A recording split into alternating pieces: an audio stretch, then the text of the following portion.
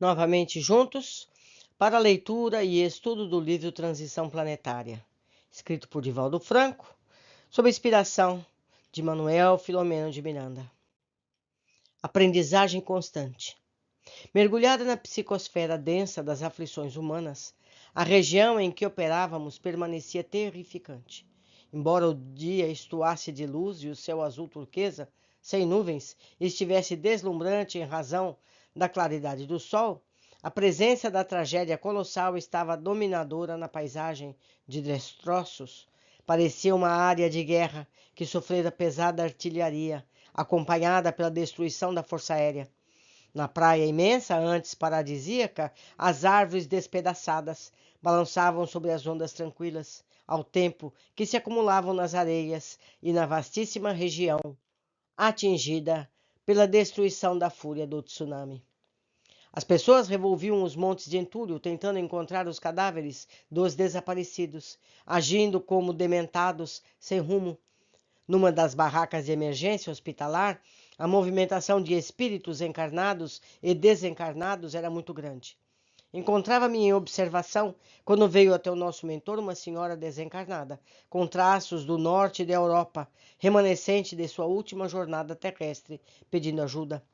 Sintetizou a rogativa, informando que o neto, jovem de 25 anos, visitava a região com frequência, acompanhado de amigos do seu país para desfrutarem das regalias do prazer que ali eram concedidas em larga escala aos seus visitantes. Portador de caráter vil, usuário de drogas químicas, atraía as jovens inexperientes e sonhadoras do local, pelo porte atlético, pela habilidade no surf, em que se destacava no meio de todos. Em razão desses requisitos, tornara-se um conquistador insensível que se comprazia em corromper as vítimas, empurrando-as para a drogadização e ao comércio carnal. Financiava a viagem de algumas interessadas em aventuras e comercializava com organizações mafiosas que as transformavam em escravas do sexo no seu e nos outros países por onde circulava. Logo, porém, as moças ludibriavam, chegavam às cidades nórdicas da Europa, tomando-lhes o passaporte, explicavam-lhes que teriam que pagar o empréstimo das passagens e de tudo quanto a partir dali lhes fosse oferecido. O tipo exótico das moças, quase adolescentes, em relação aos padrões europeus, na maioria fascinava a clientela viciada, e quando se davam conta, era demasiado tarde para qualquer providência salvadora. Já se lhes tornara habitual a conduta infame em que se comprazia, mas era o seu neto, o infeliz, por quem rogava socorro. A avózinha, pois, era o espírito que pedia ajuda, tentara inspirá-lo à mudança de comportamento, mantivera reiterados encontros na esfera dos sonhos, não logrando qualquer resultado saudável. Comovendo-se, silenciou ante o benfeitor atento e completou: Estou informada por espíritos generosos no labor de que o nobre amigo vem realizando com sua equipe e, embora se trate de um caso especial, suplico a ajuda possível. Ele encontrava-se no hotel tal, não disse aqui qual, à hora do sismo, e foi arrebatado pela onda gigante que o carregou com o edifício em desmoronamento. Ficara quase soterrado no entulho. E só agora, vários dias após, foi encontrado ainda com vida e conduzido à emergência naquele improvisado hospital erguido por estrangeiros. Dr. Charles convocou-nos, a nós, a mim, ao Oscar, para que o acompanhássemos, enquanto os demais prosseguiriam no afã estabelecido. Quando chegamos ao centro cirúrgico, observamos os muitos atendidos em estado grave. Colocado no aparelho para os estudos computadorizados, os médicos concluíram pela delicadeza de seu quadro. Encontrava-se em coma, com uma vasta área cerebral comprometida pelos traumas cranianos sofridos, pelos golpes do desmoronamento da construção e pelo choque com o paredão de água. Dr. Charles observou e explicou à anciã: Nosso jovem encontra-se muito gravemente afetado, sem a menor possibilidade de recuperação. Os largos dias em que esteve sem assistência de qualquer natureza comprometeram-lhe outros órgãos e a bomba cardíaca destrambelhou-se sob o esforço exaustivo. tendo ocorrido nesse período 2 paradas que mais comprometeram o cérebro em razão da anóxia, ou seja, a falta de oxigênio no cérebro, consequência disso tudo. O mais grave, acentuou, é a sua condição espiritual. Vimos o espírito ainda preso ao corpo, debatendo-se nas mãos fortes de 2 adversários cruéis, que os ciliciavam com vergastadas e, ao mesmo tempo, em que o ódio que exteriorizavam era absorvido pelo organismo da vítima, especialmente por intermédio do chakra cerebral, solar e cardíaco, afetando-lhe o debilitado coração. Um deles, cujo semblante era uma carraça demoníaca, ameaçava: morrerás, infame. Nós te queremos aqui, o quanto antes, para punir-te pelo mal que fizeste às nossas filhas. Como pode destruí-las no comércio da carne, utilizando-te da sua ignorância, para que fruas prazeres insaciáveis na tua doença moral? Nunca te perdoaremos por invadires nossos lares e desgraçares aquelas a quem amamos. Se houver justiça divina, nós seremos os seus intermediários e a aplicaremos conforme o fazes com as tuas vítimas.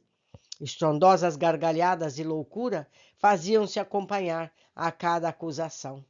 O outro estertorava à medida que também o acusava. Estrangeiro maldito, abutre infeliz que degrada todos aqueles que passam pelo teu caminho de misérias. Porque somos pobres, pensas cinicamente que podes corromper as nossas meninas, levando-as para a escravidão nas tuas terras? Pagarás os crimes como nunca poderias imaginar, porque dispomos de outro poder que não tens, miserável. E contínuas exprobações eram enunciadas entre dentes rilhados, mãos agitadas em atitude agressiva. Outros também apresentavam queixas acusatórias, cercando o desditoso com suas faces transtornadas, o que lhes produzia infinito pavor, levando-o a debater-se em pranto e contínuos desfalecimentos. Surpreso, olhei o mentor, que me explicou: nossos irmãos estão tentando matá-lo, isto é, procuram impedir que se assenhorie do corpo, intoxicando com as suas vibrações de ódio o órgão cardíaco até o mesmo cessar de pulsar. No seu estado atual de fraqueza, não suportará por mais tempo a ingestão de fluidos venenosos eliminados pelos adversários e que vem absorvendo, piorando o estado ao somar-se aos demais fatores de desequilíbrio. Depois de ligeira reflexão silenciosa, acentuou: ele necessita, porém, de sobreviver. Não deu mais explicações, exceto informando: sem que recupere a lucidez, terá uma longa existência vegetativa de reparação. Então, faremos aqui um intervalo, meus amigos, para a gente meditar sobre tudo o que aconteceu. O rapaz levou muita dor a muitas pessoas. Então, com isso, ele desenvolveu um grupo de inimigos sem tamanho. Então, assim que ele ficou frágil com a situação física, ele passou a ser abordado por todos esses cobradores, que não são mais do que cobradores do mal que ele praticou. Já o espírito protetor quer que ele viva para que ele possa se recuperar e resolver essas situações para ter uma nova chance.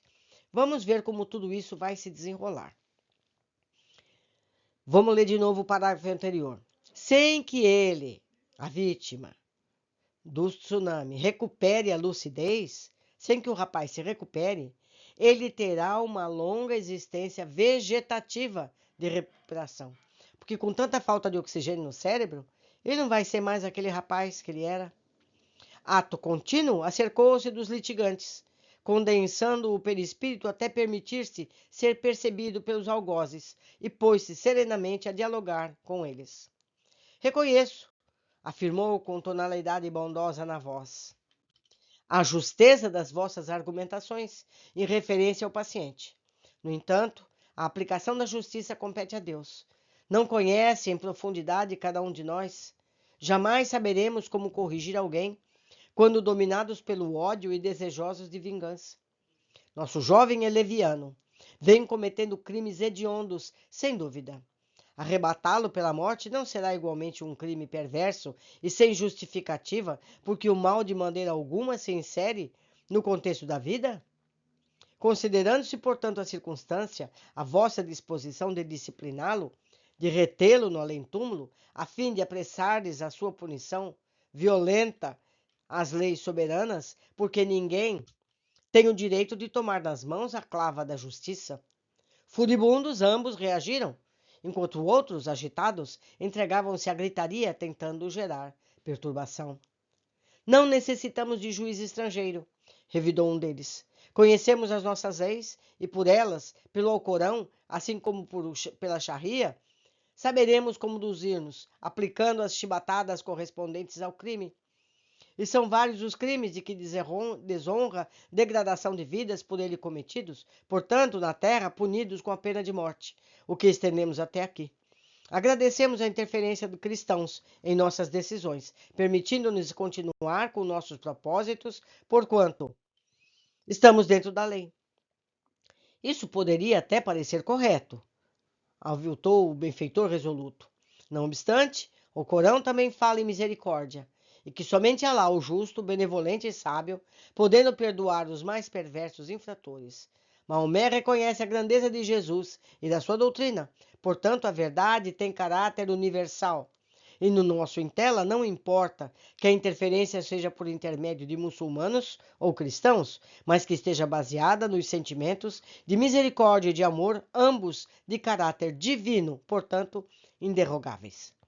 Não nos interessa a sua colaboração, mas sim a concretização dos nossos objetivos, que são inamovíveis. Compreendemos perfeitamente a vossa dor, assim como a de tantos outros. Ei-la campeando em toda parte nesses tormentosos dias que enfrentamos. Somente a sabedoria divina conhece as razões para tudo, quando vem sucedendo desde o momento do infausto acontecimento sísmico. Comove-nos o sentimento de solidariedade dos países de diferentes partes do mundo, aqui presentes, contribuindo em favor das vítimas da ocorrência terrível. Nenhuma preocupação com a crença, a moral, a conduta dos que se encontram em aflição. Há em todos o saudável desejo de ajudar, de demonstrar amor e respeito pelo sofrimento próximo. A mesma atitude solidária estabelece além das formas físicas sob a égide do amor. Desde que estáis insensíveis à compaixão, apelemos para a misericórdia de que todos necessitamos diante de Deus. Por acaso, considerai-vos isentos de erros? Atravessastes a caminhada terrestre sem haver descontraído dívidas ou gravames ante as situações penosas dos outros? Meus amigos, foi o que Jesus disse, né? Quem não tiver culpa, que atire a primeira pedra. Todos temos. Continuando, desse modo, fazei com o perturbador da vossa paz, conforme gostarias que fizessem em relação a vós outros, caso estivesseis em seu lugar. A palavra era repassada de imensa compaixão e ternura, envolvendo as dúlcidas vibrações de harmonia. Os agressores, que ficaram algo aturdidos momentaneamente, logo retomando ao ataque. Ofereci-vos a bênção da caridade para com o criminoso e reagis, voltou a afirmar o mentor. Agora vejo-me na contingência de apelar para outros recursos de que podemos dispor em situações como esta. Silenciando, pôs-se a orar, em profunda concentração, no que os acompanhamos com bom grado. Suavemente, uma claridade os envolveu, e Ana, que continuava com o archote na mão direita, erguida, depô-lo no solo, e, cercando-se de ambos dentro da luz superior, abraçou-os com bondade, enquanto o médico desligava o espírito submetido à pressão dos adversários.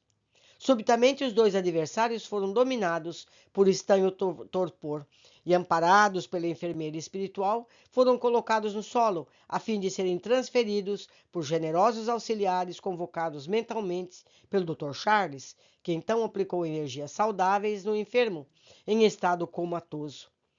Vimos o encaixar do espírito no corpo, e logo depois um estertor sacudiu-o todo, transformando-se em uma convulsão. Ele sobreviverá, informou o médico sábio. Receberá os recursos hábeis. Em breve poderá ser transferido para o lar, que experimentará a longa trajetória de recuperação. A nobre senhora Desencarnada, muito comovida, agradeceu ao esculápio espiritual e abraçou o neto querido. Quando retornávamos para os labores sob a nossa responsabilidade, e porque me parecesse oportuno, pedi licença e interroguei-o. Pelo que depreendo, os adversários espirituais tramavam-lhe a desencarnação, não é verdade? Sempre bondoso e atento, o orientador respondeu-me: podemos chamar essa agressão como uma tentativa de homicídio espiritual. Isso ocorre com frequência? Interroguei surpreso. Sim, esclareceu, com mais frequência do que se imagina. Nunca devemos esquecer-nos de que este é um campo das causas, o mundo espiritual onde se originam as ações e efeitos que se materializam na Terra. Fonte de sublimes aspirações, também origina reações devastadoras, quando os seus autores se encontram nas faixas primárias da evolução. Em colônias de dor e de sombra, mentes perversas elaboram programações desditosas que inspiram os ambulantes carnais, insensibilizando-os e auxiliando-os nas suas desvairadas aplicações. Em parceria psíquica, hipnotizam aqueles com os quais conviveram na esfera espiritual.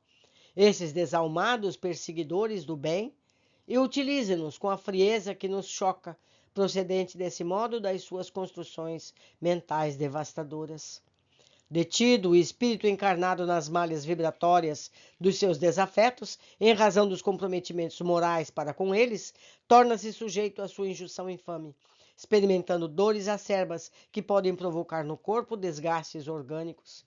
A mente é portadora das energias que se movimentam através da aparelhagem carnal e, quando são deletérias, produzem efeitos compatíveis. Da mesma forma que uma emoção forte, em estado de vigília, danifica o organismo e provoca distúrbios muito graves na maquinária fisiológica, aquelas que têm lugar durante o parcial desprendimento pelo sono, pelo coma ou situações equivalentes. Repercutem nas células, danificando-as ou harmonizando-as, se defluem das alegrias e bênçãos que se vivenciem. Quando tudo ocorre no soma, ou seja, no corpo, procede da psique, portanto, do espírito, que é condutor do carro material. Então, meus amigos, vamos prestar atenção no nosso comportamento, porque tudo aquilo que fazemos aos outros será eco no nosso futuro, encarnado ou desencarnado. Continuando. Nossos irmãos, embora vinculados à doutrina muçulmana, conhecem a realidade da vida após a morte e comportam-se, qual ocorre também, como incontáveis cristãos desencarnados e inumeráveis cidadãos comuns, crentes ou não, na imortalidade. Não são poucos aqueles que se aperfeiçoam em comportamentos perniciosos antes da reencarnação, a fim de poderem dar-lhes expansão durante a jornada orgânica. A realidade é a mesma, variando as formas de exteriorização, assim facultando que todos estejamos envolvidos pelas suas poderosas manifestações. Mais uma razão para que sejam divulgados os conteúdos imortalistas de todas as criaturas, para melhor poderem conduzir-se enquanto vige o período da encarnação. O conhecimento da verdade é libertador, porquanto se esculpe no pensamento e nas ações, orientando o ser no seu desenvolvimento iluminativo. Nesse interim, chegamos à nossa área de atividades habituais e prosseguimos no atendimento aos irmãos desesperados, que a morte surpreendera sem aviso prévio e que, mergulhados no fascínio do corpo, nunca se deram permissão para refletir em torno da inevitável presença da morte. Vamos nós, meus amigos, refletir em nossas vidas, em nossas ações diárias. Vamos avaliar aquilo que pensamos e aquilo que agimos, para formarmos campo fértil de benevolências, também, não só na nossa vida, como na nossa passagem para os planos espirituais. Hoje ficamos por aqui, aguardo a todos na nossa continuação do estudo. Abraços.